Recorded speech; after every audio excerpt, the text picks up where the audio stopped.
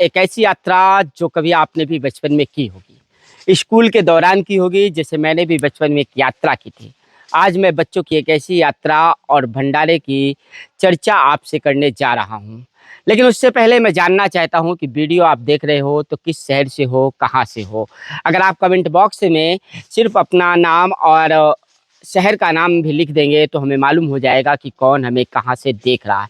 क्योंकि जंगल के सिद्ध संत महात्माओं के दर्शन करने की यात्रा में जब मैं एक बार फिर चित्रकूट जंगल में आया तो साक्षात ब्रह्म के अवतार कहे जाने वाले एक ऐसे सिद्ध संत जो जताते बिल्कुल भी नहीं हैं, आज उनकी कुटी में बहुत सारे बच्चे मुझे यहाँ नजर आए थे।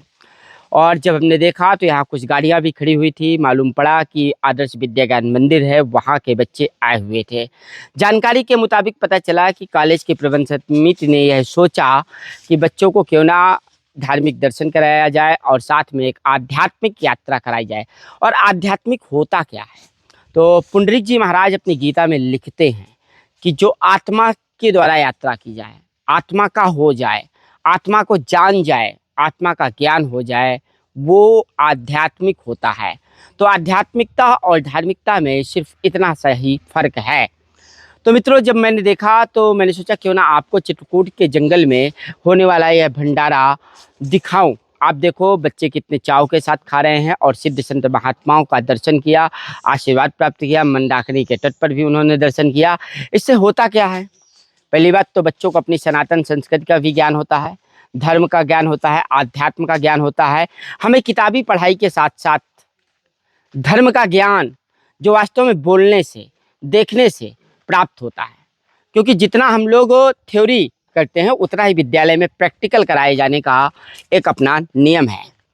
तो प्रैक्टिकल रूप से जब हम दर्शन करते हैं, जैसे आप इन संतों के दर्शन कर रहे हो, तो जिस प्रकार से कॉलेज में जो दो प्रकार की शिक्षा चलती है, थ्योरी की पढ़ाई जब आप किताब पढ़ते हो, याद करते हो, सवाल आता है, जवाब लिख दिया जाता है। और एक प्रैक्टिकल पढ़ाई होती है जो लैब में जाकर के आप टेस्ट करते हो और आप देखते हो कि वास्तव में इस प्रकार से प्रैक्टिकल होता है। प्रैक्टिकल के नंबर भी आपको अलग मिलते हैं। एक ऐसी ही पढ़ाई आदर्श विद्या ज्ञान मंदिर के बच्चे मुझे यहाँ जंगल में करते हुए दिखाई दिए। साथ में उनके कुछ अध्यापक नजर आए हैं और बहुत ही अच्छा दिव्य भंडारा हुआ, संतों का प्रसाद प्राप्त किया।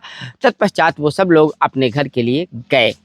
लेकिन मुझे जो महसूस हुआ, मुझे लगा कि बहुत सारे स्कूल के लोग हैं, बहुत सारे बच्चे पढ़ाई करते हैं, शिक्षा दीक्षा ग्रहण करते हैं। और बहुत सारे स्कूलों में अगर ये वीडियो जाएगा, लोग देखेंगे, अभिभावक भी देखेंगे, तो अभिभावक भी प्रेरित हो सकते हैं कि अपने बच्चों को कभी सिद्ध संत महात्माओं के दर्शन कराने, धर्म का ज्ञान कराने, आध्यात्म का ज्ञान कराने जरूर ले जाएं। क्योंकि जो ज्ञान हम नहीं चाहते उस ज्ञान को भी बच्चे आज के समय में प्राप्त कर रहे हैं। जैसे कि आप चाहते होंगे कि आपके बच्चे मोबाइल कम से कम देखें, जैसे कि आप चाहते होंगे कि आपके बच्चे मोबाइल में कुछ गंदी चीज़ें ना देखें, लेकिन वो उस ज्ञान को प्राप्त कर लेते हैं। तो अब आपका कर्तव्य क्या बनता है? आपका कर्तव्य बनता है धर्म का ज्ञान कराना, आध्यात्म का ज्ञान कराना, संस्कार का ज्ञान कराना। और कहते हैं कि जैसी संगति वैसी रंगति।